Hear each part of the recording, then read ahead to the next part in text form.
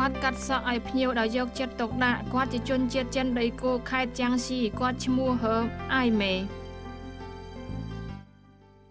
គាត់តុបតែងខ្លួនយ៉ាងស្អាតបាតទាន់សម័យជិះម៉ូតូទៅទទួលកូនចេញពីរៀន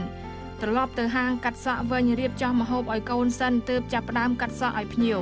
វរបស់ខ្ញុំភាគច្រើនក្លាយជាមិត្តភ័ក្តិពេលពួកគេមកកាត់សក់ខ្ញុំមិនដែលទុកគេថាជាភ្ញៀវនោះទេហឺអៃមេមានអាយុ37ឆ្នាំនៅ8ឆ្នាំមុនបានស្គាល់ស្វាមីគាត់នៅខ្វាងតុងមួយឆ្នាំក្រោយមកក៏រៀបការបន្ទាប់ពីមានកូនស្រីមកគាត់ក៏បើកហាងកាត់សក់ចាប់ផ្ដើមដំបូងគឺកាត់សក់ឲ្យសិស្សពេលនោះហាងកាត់សក់និងឧបករណ៍ប្រើប្រាស់សុទ្ធតែជាវត្ថុធម្មតាឬយកពីគេមកប្រើ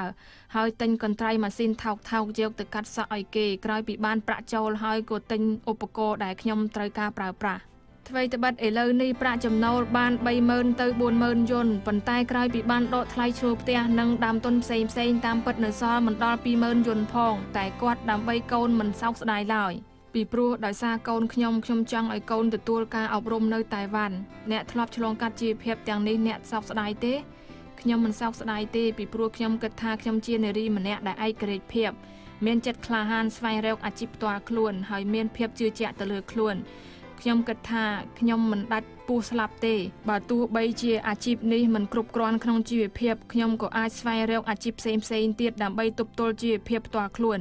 តៃវ៉ាន់ជាផ្ទះទី2របស់គាត់ហើយដើម្បីកូនដើម្បីការងាររស់នៅតៃវ៉ាន់ថ្មីត្បិតជីវភាពលំបាកតែគាត់នឹងអត់ធ្មត់តទៅមុខទៀត